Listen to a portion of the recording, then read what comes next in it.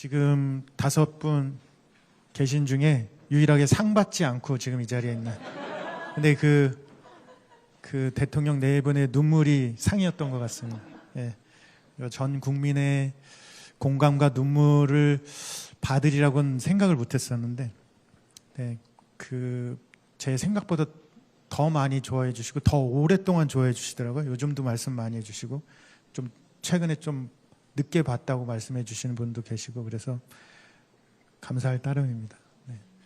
질문이 뭐였죠, 근데? 네, 정말 얼마나 울릴 작정을 하신 건지 아니면 결과적으로 많이 울린 건지. 근데 사실은 진짜 이거는 공개적으로 말씀드리는 건 처음인데요.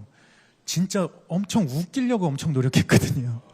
예, 울리려고 한 적은 단 한 번도 없었어요. 그냥 이거는 감동적인 장면은 최대한 잘 살리려고 했지만 그걸 그렇게 막 울릴 거라고는 생각 못했고요. 오히려 되게 슬픈 장면에서 되게 안 슬픈 음악을 깔았었어요.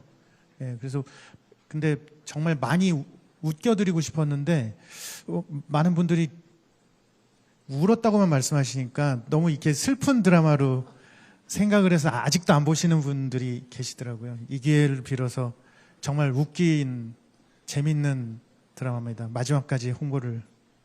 네. 네. 여사님, 어떤 부분에서 대통령께서 눈물을 흘리신 걸까요? 자주 우세요? 드라마 보고? 아, 예, 요즘 좀 자주 우는 것 같아요. 갱년기가 왔는지. 근데 사실 금요일 날 드라마가 나왔잖아요. 그래서 저는 하루 종일 기다리다가 제가 먼저 다 봐요. 보고 나서 이 사람이 이제 주말에 시간이 있으니까 주말에 이제 그걸 다 몰아서 보는데 전 한 번 본 거 혼자 볼 때는 막 저도 울며 불며 보다가 이 사람이랑 같이 볼 때는 두 번째 보니까 좀 눈물이 좀 덜 나오잖아요. 그래서 아마 이 사람이 참아서 뒤에서 울었던 것 같아요. 저는 2번 봤답니다. 그런데 아마도 감사합니다. 그 주인공 애순이를 보면서 우리 현대사의 어머님, 누이 이런 것들을 생각했었던 것 같아요. 이 사람은 특히 또 우리 하늘나라 간 신우의 어릴 때 아명이 애자였다고 그래요. 그래서 그런 게 연상이 돼서 아마 눈물샘이 자극되지 않았나 싶습니다. 대통령을 울린 예술이네요. 네.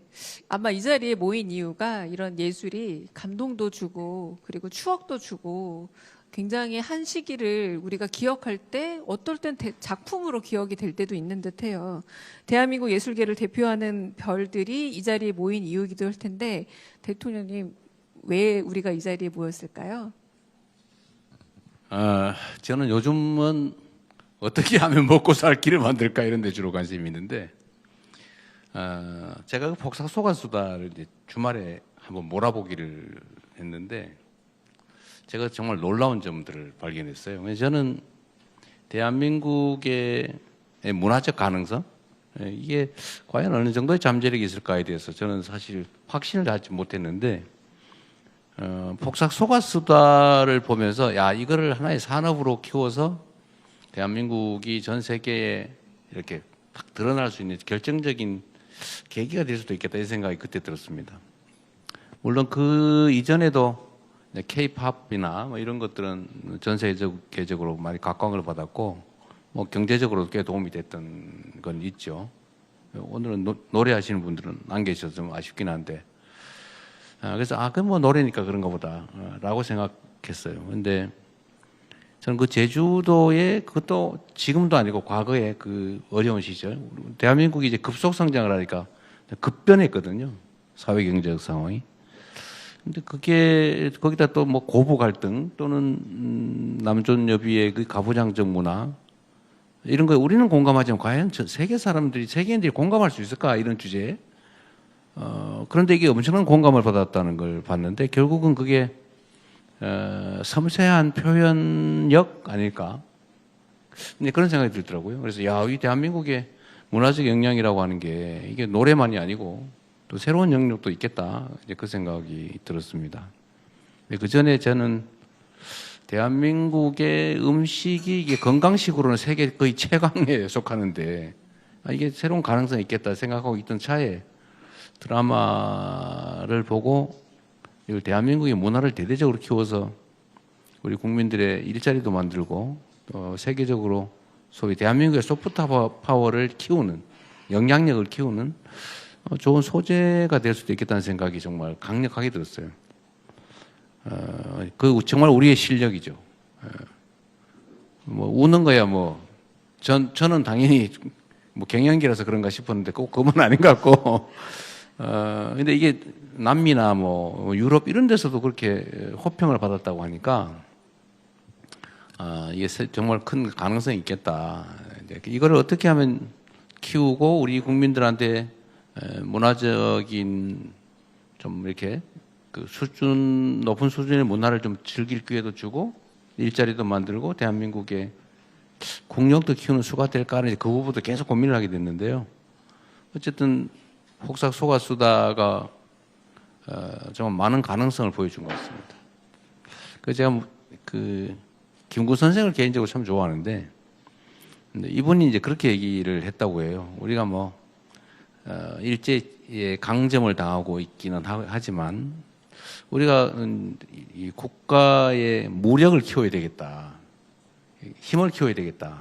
그러나 이게 다른 나라를 침략해서 지배할 정도의 무력이 아니고 무력은 우리를 지킬 정도면 충분하다. 또 하나는 그 경제력, 국가의 부라고 하는 것도 우리가 잘 먹고 잘 사는 정도면 되겠다. 그러나 문화는 온 세상에 좋은 일만 하는 거니까 좋은 선한 영향력만 미치니까 정말 강한 문화의 힘을 가진 나라가 되는 게 내 소망이다. 이런 얘기를 하셨다고 해요. 그런데 거의 김구 선생이 말씀하신 문화 강국으로 우리가 들어가는 초입에 서 있는 것 같습니다.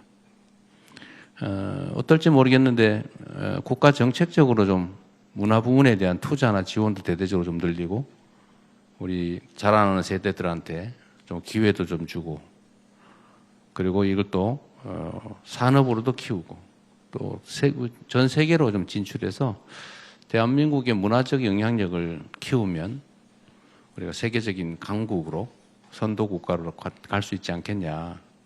가장 강력한 힘이 되지 않겠냐 이런 생각이 좀 들었습니다. 요새는 그 생각하면은 뿌듯하기도 한데 그래서 지금 문화부 장관을 못 뽑고 있어요. 너무 복잡하게 막 고민하다 보니까 이걸 다 할 수 있는 사람이라 해야 되는데 오늘 여러분 그 고민도 좀 해주시기 바랍니다.